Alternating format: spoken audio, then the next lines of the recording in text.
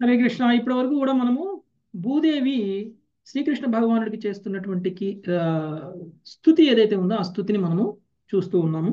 28 శ్లోకాలు కంప్లీట్ చేసుకుందాం. ఈ రోజు 29వ శ్లోకం నుంచి చూద్దాం. నరకాసురుని వధించిన తర్వాత భూదేవి శ్రీకృష్ణ భగవానుడికి నరకాసురుడు ఏవైతే దేవతల దగ్గర నుంచి దొంగిలించారో అవన్నీ కూడా తీసుకొచ్చి ఇవ్వడం, స్తుతి చేయడము అనేటువంటిది చేశారు. సో 29వ శ్లోకం ఈరోజు ఉషశ్రీ మాతాజీ. త్వం వై శుశ్రూషురజ ఉత్కంఠ ప్రభో त्वं वै सिसृक्षरज उत्कटं प्रभो। తమో నిరోధాయ బివర్ష సంవృతః तमो निरोधाय बिभर्ष्य संवृतः। స్థానాయ సత్వం జగతో జగత్పతే स्थानाय सत्त्वं जगतो जगत्पते। కాల ప్రధానం పురుషో భవాన్ పరః. కాలప్రధానం పురుషో భవాన్ పరః. ప్రభుపాదుల వారి భావము. ఓ జన్మరహితుడవగు ప్రభు, సృష్టి చేయగోరిన వాడవై నీవు రజోగుణమును వృద్ధి కావించి దానిని స్వీకరింతువు. విశ్వమును నశింపజేయగోరినప్పుడు తమోగుణముతోనూ, విశ్వమును పోషించగోరినప్పుడు సత్వగుణముతోనూ నీవట్లు వ్యవహరింతువు. అయినను నీవు ఆ గుణములచే కప్పబడవు. నీవు కాలము ప్రధానము పురుషుడవు, విశ్వేశ్వరుడవు అయినను భిన్నుడవై ఉన్నావు. ప్రభుపాదుల వారి భాష్యము. సృష్టి స్థితి లయాది కార్యములు ఇచ్చట బ్రహ్మాండ విషయంలో పేర్కొనబడినవని ఈ శ్లోకమునందలి 3వ పద్యపాదములోని జగతః అను పదము సూచించును. విశ్వము యొక్క సృష్టి పోషణము లేదా లయము వంటి ఏ కార్యము జరిగినను దానికి సంబంధించిన గుణము ప్రధానమైనదిగా నగునని ఉత్కటం అను పదము సూచించును. ఓకే. ధన్యవాదాలు. సో ఇంకా భూదేవి శ్రీకృష్ణ భగవాను ఉద్దేశించి చేస్తున్నారు. సృష్టి స్థితి లయ అనేటువంటిది నీ వల్లనే జరుగుతుంది అనేటువంటి విషయాలు చెప్తున్నారు. ఇంతకు ముందే చెప్పేశారు, సమస్త సృష్టికి కూడా ఆయనే మూలము అనేటువంటి విషయాన్ని చెప్పారు. సమస్త జ్ఞానానికి కూడా ఆయనే మూలము అనేటువంటి విషయాన్ని చెప్పారు. సమస్త శక్తికి కూడా ఆయనే మూలము అనేటువంటి విషయాన్ని చెప్పేశారు. ఈ విశ్వానికి అజన్ముడై కూడా జనకుడయ్యారు అనేటువంటి విషయాన్ని కూడా తెలియచేశారు. ఇప్పుడు కూడా జన్మరహితుడే ఇప్పుడు కూడా జన్మరహితుడే అయినా కానీ శ్రీకృష్ణ భగవానుడు గుణావతారాలుగా అవతరిస్తున్నారు. సత్వగుణ, రజోగుణ, తమోగుణ అవతారాలు. ఓకే. ఒక్కొక్క గుణానికి అధిపతిగా ఆయనే అవతరిస్తున్నారు. బ్రహ్మ విష్ణు మహేశ్వరులు ఎవరైతే ఉన్నారో వీళ్ళు స్వయంగా శ్రీకృష్ణ భగవానుడి యొక్క విస్తారాలే, లేదంటే శక్తి విస్తారాలు. ఓకే. సో అలా అని భగవంతుడు సృష్టిని సృష్టించడం కోసం రజోగుణ ప్రధానమైనటువంటి అవతారంగా బ్రహ్మదేవుడిగా ఆయన అవతరిస్తున్నారు. అలానే సృష్టి లయం చేయాలి అని అనుకున్నప్పుడు శివుడుగా, సృష్టిని పోషించాలి అని అనుకున్నప్పుడు విష్ణువుగా, ఈ విధంగా మూడుగా ఆయనే విస్తరిస్తున్నారు అనేటువంటి విషయం మనకి తెలియజేస్తున్నారు. అయితే ఇన్ని గుణాలకి అధిపతిగా ఆయన వస్తున్నప్పటికీ ఆ గుణాలతోటి బద్ధుడు అవ్వట్లేదు శ్రీకృష్ణ భగవానుడు. గుణాతీతమైనటువంటి వాడు, శుద్ధ సత్వంలో ఉన్నటువంటి వాడు అనమాట శ్రీకృష్ణ భగవానుడు. ఓకే. సో సృష్టి స్థితి లయ పోషణ ఇవన్నీ చేయడానికి అవసరమైనటువంటి ఆ, విస్తారాలు ఆయన చేయడం అనేటువంటిది జరుగుతుంది. నెక్స్ట్ 30వ శ్లోకం శ్రీదేవి మాత. అహం పయో జ్యోతిరథానిలో నభో అహం పయో జ్యోతిరథానిలో నభో మాత్రాణి దేవా మన ఇంద్రియాణి మాత్రాణి దేవా మన ఇంద్రియాణి కర్తామహానిత్యఖిలం చరాచరం కర్తామహానిత్యఖిలం చరాచరం త్వయ్యద్వితీయే భగవన్నమ భగవన్నయం భ్రమ. త్వయ్యద్వితీయే భగవన్నయం భ్రమః. భూమి జలము అగ్ని వాయువు ఆకాశము ఇంద్రియార్థములు దేవతలు మనస్సు ఇంద్రియములు అహంకారము మహత్తత్వము మున్నగునవి నీకు స్వతంత్రముగా నెలకొని ఉన్నవనుట భ్రమ మాత్రమే. ఓ దేవా, నిజమునకు అవి అద్వితీయుడవవు నీయందే ఉన్నవి. భాష్యము.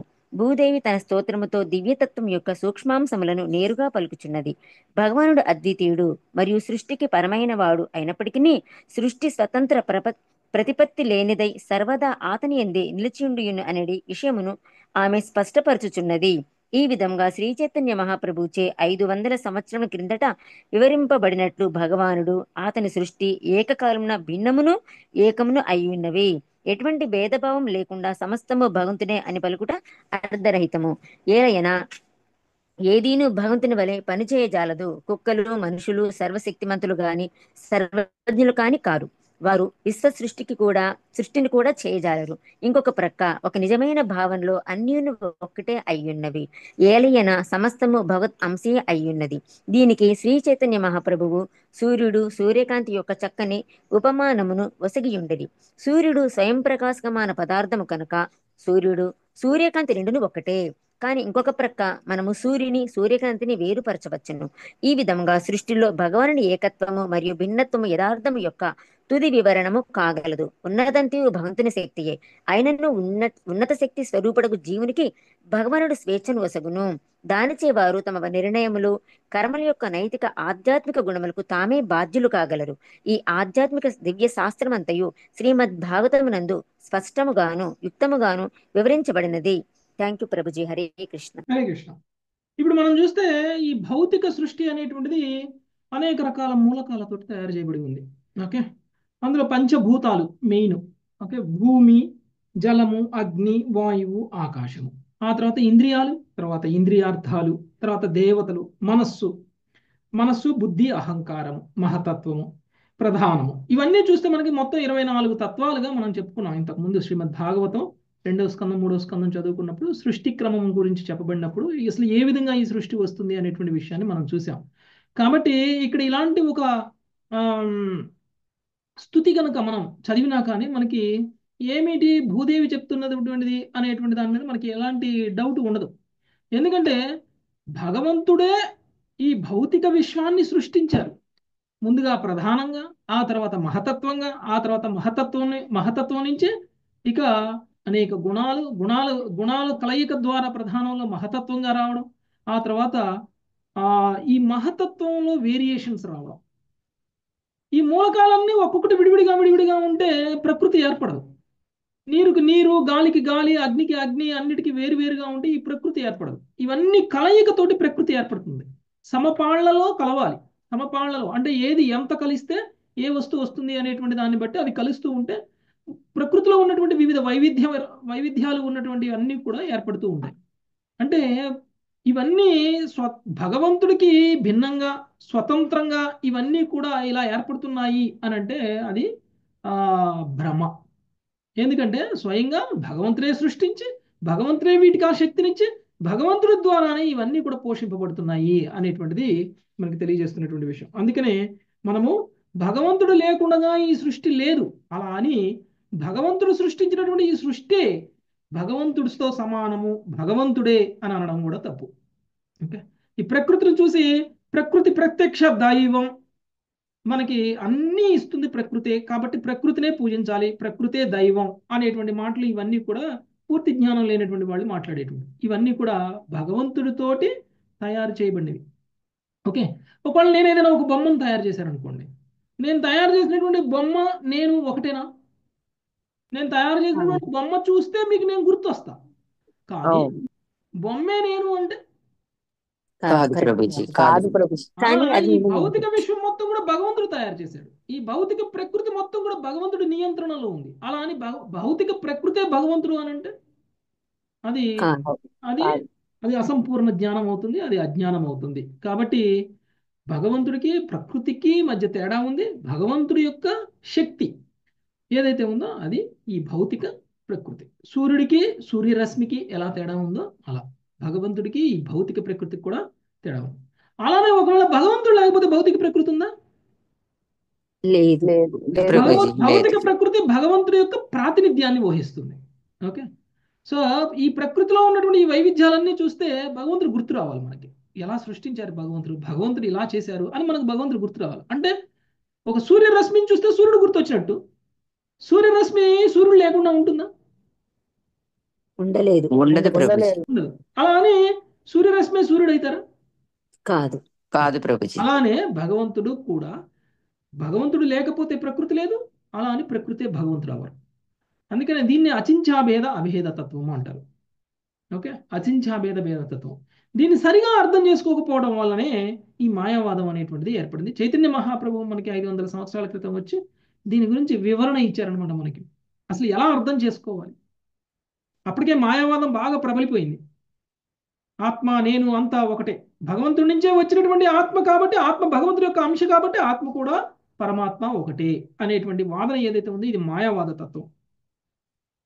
ఆత్మ పరమాత్మ లేకపోతే లేదు అలా అని ఆత్మ పరమాత్మ ఒకటే అంటే కరెక్ట్ కాదు. అందుకనే అచించా భేద తత్వం అనేటువంటిది మనకి ఈ యొక్క స్వల్పమైనటువంటి డిఫరెన్స్ ఏదైతే ఉందో, తేడా ఏదైతే ఉందో దాన్ని మనం సంపూర్ణంగా అర్థం చేసుకోవడానికి వీలుగా చైతన్య మహాప్రభు అచించా అభేద తత్వము అనేటువంటిది ఇచ్చారు. ఒకే సమయంలో ఒకటే, రెండు వేరు వేరు అనేటువంటి విషయం చెప్పడం.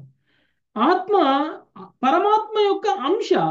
అంశ అనేటువంటిది పూర్ణముకు ఉన్నటువంటి లక్షణాలన్నింటినీ కలిగి ఉంటుంది. ఎందుకంటే సముద్రంలో ఉన్నటువంటి నీటికి, సముద్రంలో నుంచి తీసినటువంటి నీటి బొట్టికి ఒకే లక్షణాలు ఎలా ఉంటాయో అలా అలా అని ఆత్మ పరమాత్మతో సమానం ఎప్పటికీ కాదు. ఓకే, పరిమాణంలో రెండు వేరువేరుగా ఉంటాయి. ఎలానో అలానే ఆత్మ పరమాత్మకి మధ్య కూడా అదే తేడా ఉంటుంది. అందుకనే ఆత్మ అణువు అయితే పరమాత్మ విభు. ఓకే, సో ఆ డిఫరెన్స్ ఉంటుంది. ఇది అర్థం చేసుకునేటువంటిదే సిద్ధాంతం ఏదైతే ఉందో అది మాయావాద సిద్ధాంతం. మాయావాద సిద్ధాంతాన్ని నమ్ముకుంటే మనం ఏమైపోతాము, మనకి ఆధ్యాత్మిక పురోగతి అనేటువంటిది రాదు. మనకి ఆధ్యాత్మిక పురోగతి అనేటువంటిది ఉండదు. అదే చెప్తున్నారు ఇక్కడ. సమస్త సృష్టికి కూడా, భౌతిక మూలకాలకి కూడా భగవంతుడు ఆధ్వర్యంలో నడుస్తున్నాయి. ఎవరైనా సరే వీటికి భగవంతుడికి ఏమీ సంబంధం లేదు, ఇవి స్వతంత్రంగా ఉన్నాయి అని ఎవరైనా అంటే అది భ్రమ. నెక్స్ట్ 31 నాగలక్ష్మి మాతాజీ. తస్యాత్మజోయం తవ పాద పంకజం తస్యాత్మజోయం తవ పాద పంకజం బీత ప్రపన్నార్తి హరోపసాధిత వీతః ప్రపన్నార్తి హరోపసాదితః తత్పాలయైనం కురు హస్త పంకజం తత్పాలయైనం కురు హస్త పంకజం నిరస్య ముష్యా అఖిల కల్మషాపహం. స్థిరస్య ముష్యా అఖిల కల్మష శాపహం. ఇతడు భౌమాసుని పుత్రుడు. నీవు శరణాగతుల అగు వారి దుఃఖమును పోగొట్టువాడు కనుక భీతుడైన ఇతడు నీ పాద పద్మముల చెంతకు చేరినాడు. ఇతన్ని రక్షింపుము. సమస్త పాపములను నశింపజేసి నీ కరకమలమును ఇతని శిరముపై నుంచుము. భాష్యము. ఇచ్చట భూదేవి తన మనుమని రక్షణమునకై ప్రార్థించుచున్నది. అంతకు ముందే జరిగినట్టు భయానక దృశ్యములచే అతడు మిగుల భీతుడై ఉండెను. హరే కృష్ణ. శ్రీకృష్ణ భగవానుడు యుద్ధంలో నరకాసురుడికి ఎవరెవరైతే సపోర్ట్ చేశారో వాళ్ళందరినీ కూడా ధ్వంసం చేసేసారు, అందరినీ కూడా చంపేశారు. ఓకే, అంటే నరకాసురుడికి సంబంధించినటువంటి వాళ్ళు ఎవరు మిగిలినా కానీ శ్రీకృష్ణుడి మీద తిరిగి యుద్ధం చేస్తారని చెప్పేసి అందరినీ చంపేశారు. ఇప్పుడు నరకాసురుడి యొక్క పుత్రుడు ఉన్నారు. భూదేవి నరకాసురుడి యొక్క పుత్రుడిని తీసుకొచ్చి చూపించి శ్రీకృష్ణుడికి చెప్తున్నారు, ఈయన నరకాసురుడి యొక్క పుత్రుడు, ఈయన నీకు శత్రువు కాదు, ఎందుకంటే నీకు శరణాగతుడు అవుతున్నాడు. శరణాగతుడు అయినటువంటి వాళ్ళని యుద్ధంలో చంపుతారా? చంపరు. అందుకని ఈమెముంటుంది తన మనముడైనటువంటి వాడిని తీసుకొచ్చి, నరకాసురుడి యొక్క పుత్రుని తీసుకొచ్చి భూదేవి తన మనముడి యొక్క రక్షణ గురించి ప్రార్థిస్తుంది అనమాట. ఇప్పుడు ఓకే, మనముడి యొక్క రక్షణ గురించి ప్రార్థిస్తుంది. ఆయన ఆల్రెడీ భయంతో ఉన్నాడు, నరకాసురుడిని వధించావు, ఇప్పుడు ఈయన వధించకు, ఈయన నీకు శరణాగతుడు అయ్యాడు అనేటువంటి విషయం చెప్తుంది అనమాట. నెక్స్ట్ 32వ శ్లోకం సర్వారాధ్య మాతాజీ. శ్రీ సుకౌవాచ. హరే కృష్ణ ప్రభుజీ, దండవత్ ప్రణామం. శ్రీ సుకోవాచ. ఇతి భూమ్యర్థితో వాగ్భిర్భగవాన్ భక్తి నమ్రయా. ఇతి భూమర్థితో వాగ్భిర్భగవాన్ భక్తి నమ్రయా. దత్వా భయం భౌమగృహం ప్రావిశత్ సకల బుద్ధిమాన్. దత్వా భయం భౌమగృహం ప్రావిశత్ సకల బుద్ధిమాన్. హరే కృష్ణ ప్రభు. సుఖదేవ గోస్వామి పలికెను. ఆ విధంగా భూదేవిచే భక్తి వినమ్ర వాకులతో ప్రార్థితుడై భగవానుడు ఆమె పౌత్రునకు అభయం వసగిన పిదప సకలైశ్వర్య సంపన్నమగు భౌమాసుని మందిరమున ప్రవేశించెను. ఓకే, భూదేవి ప్రార్థించింది కాబట్టి భూదేవి ప్రార్థనకి ఆయన ఒప్పుకొని నరకాసుడు యొక్క పుత్రుడిని ఏమీ చేయలేదు, ఆయన అభయం ఇచ్చేశారు. ఆ తర్వాత ఆయన ఆ నరకాసురుడి యొక్క మందిరంలోకి ప్రవేశించారు. ఓకే, మందిరంలోకి ప్రవేశించారు. నెక్స్ట్ 33 శాశ్వత నారాయణ ప్రభు. తత్ర రాజన్య కన్యానాం షట్సహస్రాధికాయుతం కృష్ణుడు దండవుతున్నాం. తత్ర రాజన్య కన్యానాం షట్సహస్రాధికాయుతం భౌమాహృతానం విక్రమ్య రాజభ్యో దదృశే హరిః. హృతానాం విక్రమ్య రాజభ్యో దదృశే హరిః. పలువురు రాజుల నుండి భౌముడు బలవంతముగా అపహరించి ఉన్నట్టి 16,000 మంది రాచకన్యలను శ్రీకృష్ణుడు అచ్చట కాంచెను. భాష్యము. భౌముని మందిరములో వాసనకు 16,100 మంది రాజకన్యలు బందీ చేయబడి ఉండిరని విష్ణు పురాణము 5.29.30 నందు పరాశరముని పేర్కొన్న విషయములను శ్రీధర స్వామి నిదర్శనముగా ఒసగిరి.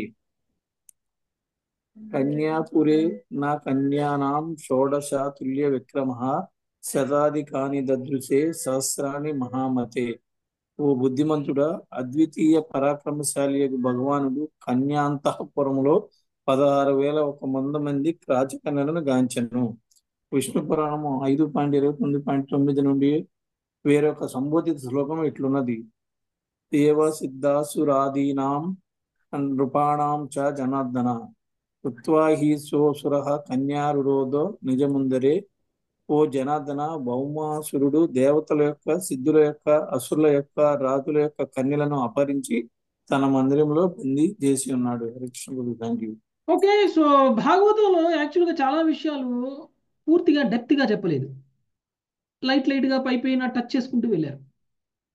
మనకి కొన్ని విషయాల మీద ఇంకా డీప్ నాలెడ్జ్ కావాలి, ఆ డీప్ స్టోరీ తెలుసుకోవాలి అని అనుకుంటే దానికి సంబంధించినటువంటి పురాణాల్లోకి వెళ్తే మనకు అర్థమవుతుంది. యాక్చువల్గా ఒక టాపిక్ మీద చాలా డీప్గా వెళ్ళిపోయారు అనుకోండి, చాలా టాపిక్లు కవర్ చేయాల్సినవి ఉన్నాయి. అవన్నీ కవర్ చేయడానికి 11 స్కందాలు 12 స్కందాలు సరిపోవు కదా. అందుకనే కొన్ని విషయాలను, అవసరమైనటువంటి విషయాలకు డీప్గా వెళ్ళారు, అవసరం లేనటువంటి విషయాలు, చెప్పాల్సినటువంటి విషయాలు చెప్పారు. ఇప్పుడు 16,000, 16,100, 16,050 అనేటువంటి దానిలో పెద్ద సమస్య ఏం లేదు. ఇక్కడేమి లెక్కేసి చెప్పలేదు. 16,000 సుమారు, ఓకే, 16,000 సుమారు అనేటువంటి విషయాన్ని చెప్పారు. ఎగ్జాక్ట్గా ఎంత అనేటువంటిది మనకు తెలియాలంటే దానికి సంబంధించినటువంటి పురాణంలోకి వెళ్తే అది విష్ణు పురాణంలోనూ, లేకపోతే ఇందులో విష్ణు పురాణం అని చెప్పారు కదండి, విష్ణు పురాణంలో మనకి ఎగ్జాక్ట్ కౌంట్ ఇవ్వడం అనేటువంటిది జరిగింది. ఎంతమంది అనేటువంటిది 16,001 మంది, 100 మంది. వీళ్ళందరూ కూడా ఎవరంట?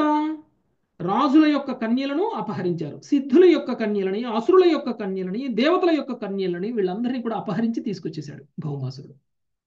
ఓకే, భౌమాసురుడికి ఈ యొక్క అమ్మాయిలు ఎవరైతే ఉన్నారో, కన్యలు ఎవరైతే ఉన్నారో వీళ్ళందరినీ కూడా అనుభవించాలి అనేటువంటి కోరిక ఉంది. అందుకనే వాళ్ళందరినీ కూడా తీసుకొచ్చి ఆయన బందీలను చేసేసాడు. Okay, next 34 Shrisha Mataji. హరే కృష్ణ ప్రభుజీ. సంప్రవిష్టం స్త్రియో వీక్ష్య నరవర్యం విమోహితా. సంప్రవిష్టం శ్రియో వీర్య నరవర్యం విమోహితాః. మనసా వవిరేభీష్టం పతిం దైవోపసాదితం. మనసా ప్రవీరేభీష్టం పతిం దైవోపసాదితం. అంతఃపురంలోనికి ప్రవేశించినట్టి నరవరుని గాంచినంతటా ఆ వనితలందరూ విమోహితులయ్యరి. దైవము పంపినట్టి అభీష్ట పతిగా అతన్ని వారందరూ తమ మనసులలో స్వీకరించిరి. శ్రీకృష్ణ భగవానుడు అంతఃపురంలో ప్రవేశించగానే ఈ 16,100 మంది రాజకన్యలందరినీ కూడా చూడడం అనేటువంటి జరిగింది. ఈ రాజకన్యలందరూ కూడా శ్రీకృష్ణుని చూడగానే దైవం మన కోసం పంపించినటువంటి ఒక వరంలాగా వాళ్ళు భావించారనమాట. కృష్ణుని చూడగానే వాళ్ళు తమ భర్తగా ఊహించేసేసుకున్నారు. ఓకే, అందరూ కూడా. సో దైవం పంపినటువంటి అభీష్టపతిగా అతన్ని వారందరూ కూడా తమ మనస్సులో స్వీకరించిరి. నెక్స్ట్ 35 నిర్మోహ గంగమత. భూయత్పతిరయం మహ్యం దాతా తదనుమోదతాం. భూయత్పతిరయం మహ్యం దాతా తదనుమోదతాం. ఇతి సర్వా పృథక్ కృష్ణే భావేన హృదయం దదుః. ఇతి సర్వా పృథక్ కృష్ణే భావేన హృదయం దదుః. హరే కృష్ణ ప్రభుజీ, దండవత్ ప్రణాం. ఈ పురుషుడే నా భర్త యగునట్లు విధాత అనుగ్రహించుగాక అని తలంచుచు ప్రతి రాచకన్య శ్రీకృష్ణుని గురించిన చింతన మందే హృదయమును లగ్నము కావించెను. ధన్యవాదాలు. ఆల్రెడీ స్వీకరించేశారు అని అనుకున్నాం. ఓకే, భర్తగా. అదే విషయాన్ని భగవంతుడిని కూడా కోరుకుంటున్నారు. విధాత అంటే అందరి యొక్క తలరాతలు రాసేటువంటి వాడు ఎవరు? స్వయంగా బ్రహ్మదేవుడు అంటే భగవానుడే భగవానుడే భగవానుడే. భగవానుడు. ఓకే, భగవంతుడిని కోరుకుంటున్నారు. సో మా హృదయాలలో, వాళ్ళ హృదయాల్లో ఉన్నటువంటి శ్రీకృష్ణ భగవానుడే మాకు భర్త కావాలి అని చెప్పేసి వాళ్ళు కోరుకుంటున్నారు. 36 సుజాత మాతాజీ.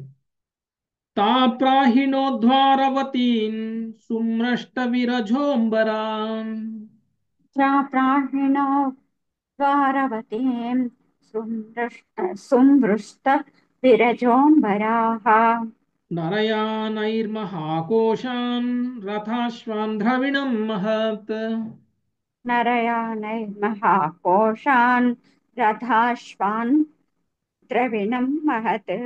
రాజకన్యలు శుభ్రమైన నిర్మల వస్త్రములను ధరించి పిమ్మట భగవానుడు రథములు, అశ్వములు, అపార ధనరాశులతో పాటు వారిని పల్లకిలలో ద్వారకు పంపించెను. హరే కృష్ణ. ధన్యవాదాలు. సో ఈ రాజకన్యలందరికీ కూడా శుభ్రమైన నిర్మల వస్త్రములను ధరించిన పిమ్మట భగవానుడు రథముల, అశ్వముల, అపార ధనరాశులతో పాటు వారిని పల్లకీలో ద్వారకకు పంపించను. ముందు వాళ్ళందరినీ కూడా బంధ విముక్తులను చేస్తున్నారనమాట.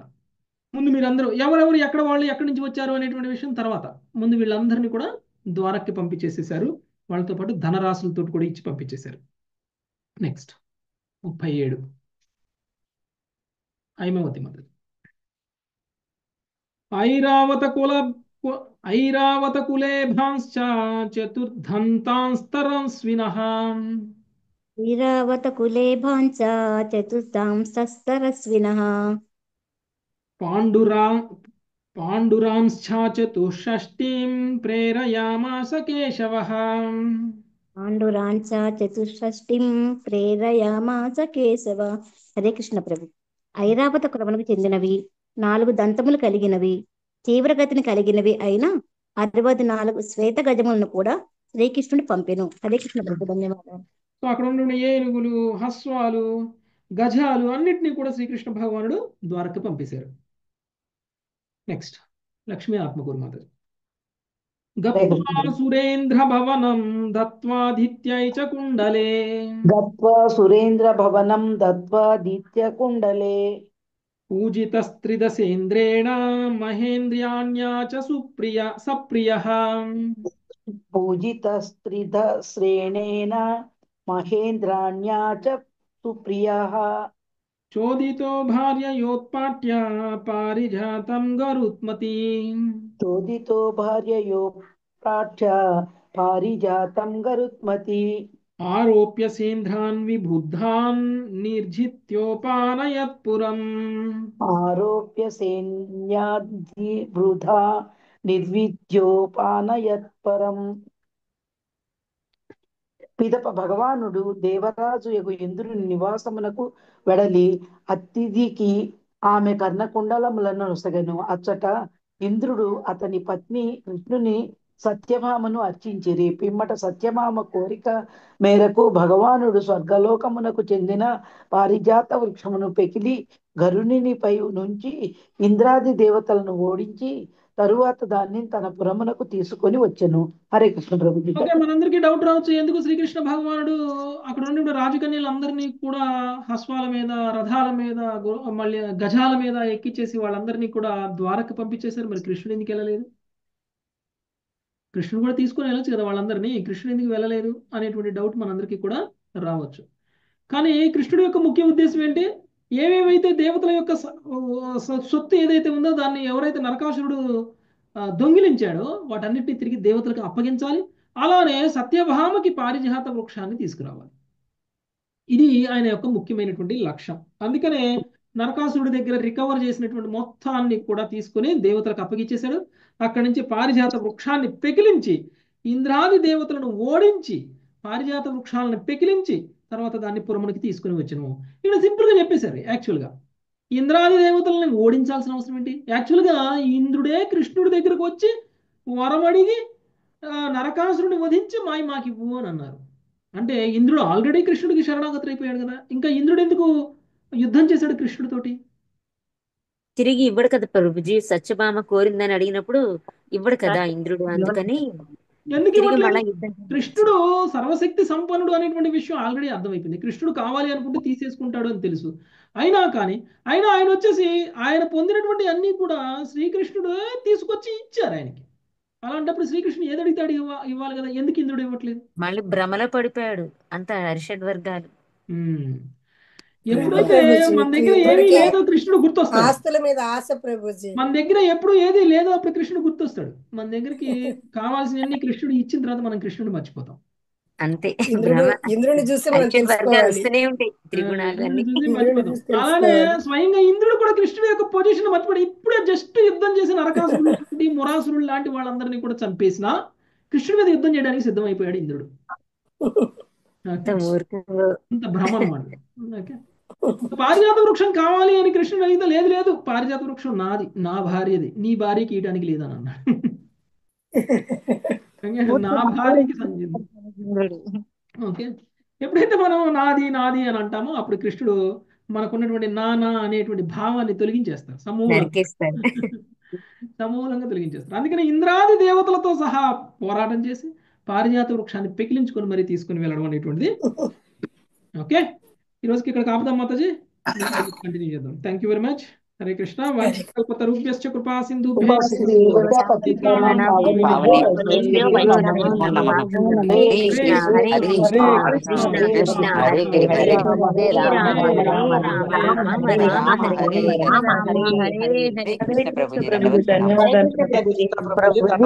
నాది అనుకుంటే ఎవరికైనా అంతే పరిస్థితి. అంతే.